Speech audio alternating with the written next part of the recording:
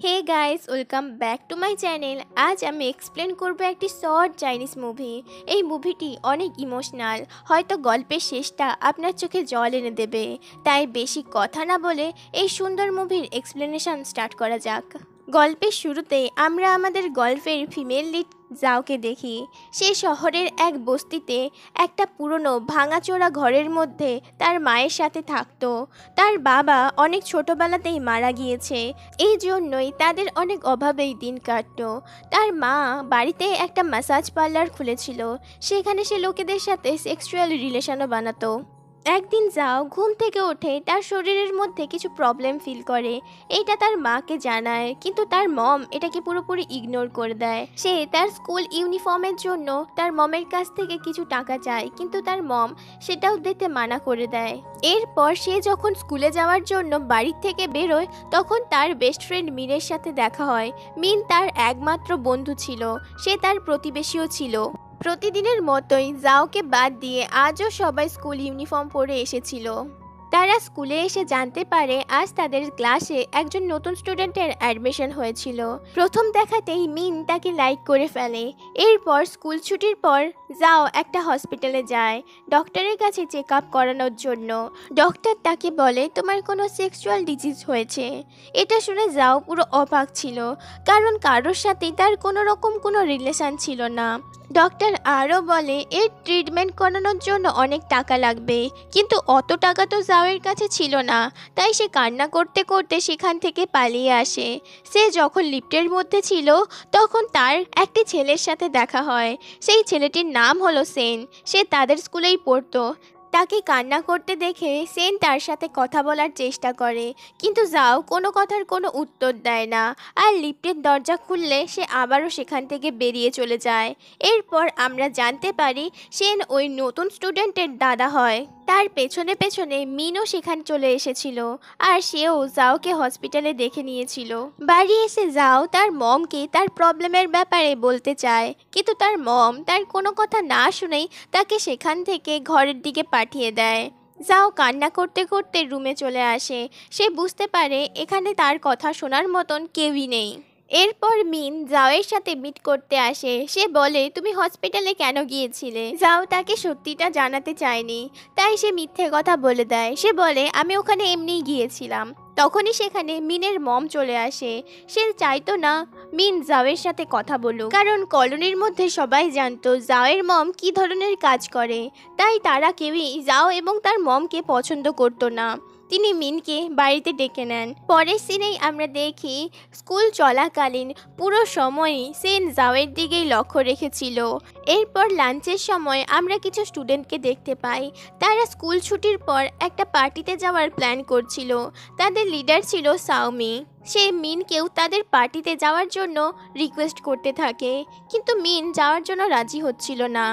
এখানে সাওমি মিনকে লাইক করত, কারণ মিন অনেক ট্যালেন্টেড আর সে অনেক হ্যান্ডসাম। সাওমির অনেক রিকোয়েস্টে মিন পার্টিতে যাওয়ার জন্য রাজি হয়ে যায়।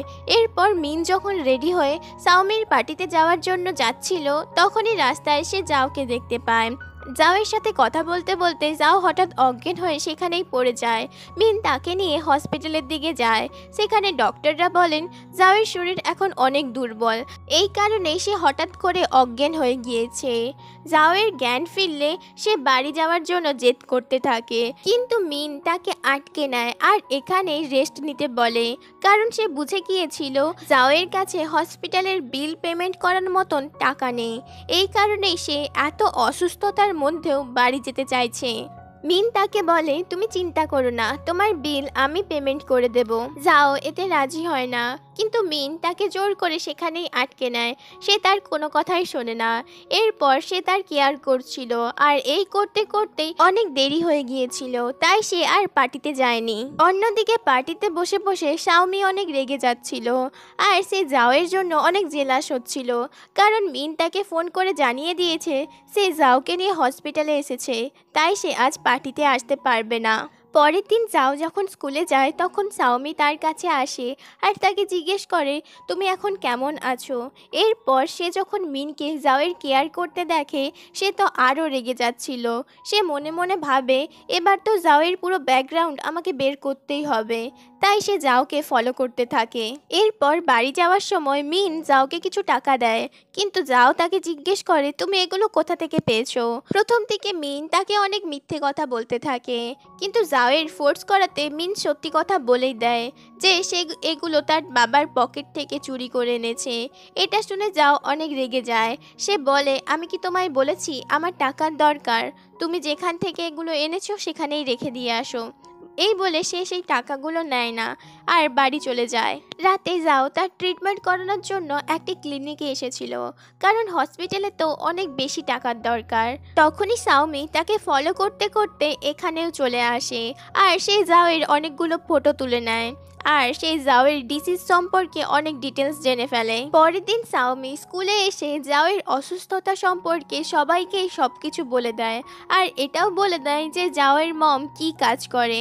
এরপর থেকে জাওয়ের জীবন পুরোপুরি শেষ হয়ে গিয়েছিল। স্কুলের সবাই তাকে বলি করত, এমনকি তাকে মারধরও করত। স্কুলের সবাই তাকে অনেক অপমান করত, তাকে আর তার মমকে নিয়ে অনেক নোংরা নোংরা কথাও বলতো। তারা এটাও বলতো যে তুমি আমাদের কাছে এলে আমাদেরও এমন কিছু অসুখ হয়ে যাবে, তাই সবাই তার থেকে দূরে দূরেই থাকতো। অন্যদিকে সাওমি তো সবার কাছে ভালো সাজছিল।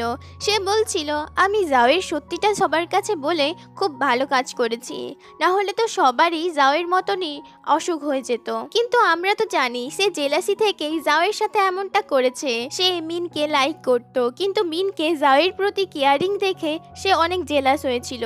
সে ভেবেছিল মিন হয়তো জাওকে ভালোবাসে, কিন্তু মিন তো আসলে ওই নতুন স্টুডেন্টকেই ভালোবাসতো। প্রতিদিন স্কুলে সবাই জাওকে বুলি করত, কিন্তু জাও কোনো প্রতিবাদই করতো না।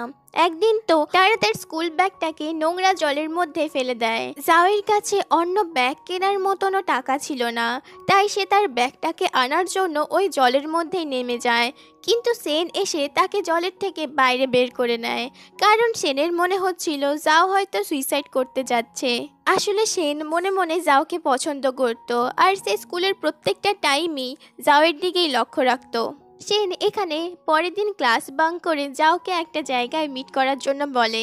জাও সেখানে আসে। এরপর তারা সেখানে অনেক মজা করে, অনেক ঘোরাঘুরি করে আর তারা দুজন একটা অনেক ভালো টাইম স্পেন্ড করে। সেখানে যাও সেনকে জিজ্ঞেস করে তোমার আমার অসুখ নিয়ে কোনো প্রবলেম নেই, তুমি যে আমার সাথে ঘোরাঘুরি করছো, পুরো স্কুলই তো আমার অসুখ সম্পর্কে জানে, তুমি জানো না? সেন বলে তোমার অসুখ নিয়ে আমার কোনো প্রবলেম নেই, আর কেউ যদি কোনো খারাপ কাজ করে তবেই এই অসুখটা হবে এমন কোনো মানে নেই। কারোর ফ্যামিলি মেম্বারদের থেকেও এই অসুখটা হওয়ার চান্স থাকে। এটা শুনে জাওয়ের মনে একটু সাহস আসে, কারণ তাকে বিশ্বাস করার মতন কেউ তো ছিল। পরের দিন থেকে স্কুলে কেউ জাওকে বুলি করতে এলে জাও আর ভয় পেত না, সে তাদেরকেই উচিত শিক্ষা দিত।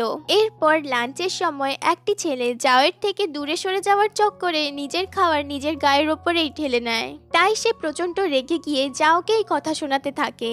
সে বলে তোমার মতন অসুস্থ মেয়েদেরকে এই স্কুলে থাকতে দেওয়াই উচিত নয়, তুমি কেন এখান থেকে চলে যাচ্ছ না? তুমি কি তোমার বাড়ির মধ্যেই থাকতে পারো না? এগুলো শুনে জাও অনেক রেগে যায়। সে সেই ছেলেটির ওপরে জল ফিকতে থাকে। তখনই মিন সেখানে এসে তাকে আটকায়, আর এখানে আমরা জানতে পারি জাওকে এই সমস্ত করার জন্য সেনই বলতো। কারণ যখন অন্যান্য ছেলেমেয়েরা জাওকে বুলি করত তখন সেন সেই সমস্ত কিছু একদমই পছন্দ করতো না, তাই সে জাওকে এই সমস্ত প্ল্যানিং দিত। স্কুলের মধ্যে এত বড় ঘটনা ঘটে যাওয়ার পর সমস্ত স্টুডেন্টদেরকে একটা জায়গায় জড়ো করা হয়। সেখানেও সবাই জাওকেই দোষী বলছিল, এমনকি টিচাররাও জাওকেই দোষী বলছিল। তাই সেন রেগে গিয়ে টিচারের মাইকটাই ফেলে দেয়, আর এগুলো দেখে জাও মনে মনে অনেক খুশি হচ্ছিল। এরপর আমরা দেখতে পাই সেনের সাথে মিট করার জন্য তার বোন এসেছিল, আর সেও জানতো তার ভাই জাওকে পছন্দ করে। পরের সিনেই আমরা দেখতে পাই স্কুল থেকে একটা ট্যুরের অর্গানাইজ করা হয়েছিল। জাও বাস থেকে নেমে ওয়াশরুমের দিকে গেলে শাওমি টিচার্সদেরকে বলে সবাই বাসের মধ্যে উঠে পড়েছে, তাই বাস ছেড়ে দেয়। আর এদিকে জাও বাইরে এসে দেখে সবাই চলে গিয়েছে, তাই তার মনটা অনেক খারাপ হয়ে যায়। কিন্তু তখনই সেন সেখানে চলে আসে আর সে তাকে তাদের বাসের মধ্যে উঠিয়ে নেয়। এরপর কিছুক্ষণের মধ্যেই তারা তাদের ডেস্টিনিতে পৌঁছে যায়। সেখানে সবাই অনেক মজা করছিল। সেখানেও মিনও অনেক খুশি দেখাচ্ছিল। সে নতুন স্টুডেন্ট অর্থাৎ সেনের বোনের সাথে কথা বলছিল, কিন্তু তাদের দুজনকে একসাথে দেখে যাও কিছুটা জেলাস হচ্ছিল। আর ফার্স্টবারের জন্য এটাই মনে হচ্ছিল যে যাও হয়তো মিনকে পছন্দ করত, কিন্তু সে কখনোই এটা প্রকাশ করেনি। অন্যদিকে সেনের বোনও জাওকে পছন্দ করতো না, কারণ সে চাইতো না যে এরকম কোনো অসুস্থ মেয়ে তার দাদার সাথে থাকুক। আর এখানেই মুভির ফার্স্ট পার্টটা শেষ হয়। নেক্সট পার্টে আমি মুভির বাকি অংশটা এক্সপ্লেন করে দেব। তো প্লিজ চ্যানেলটিকে সাবস্ক্রাইব করে রাখুন। ধন্যবাদ।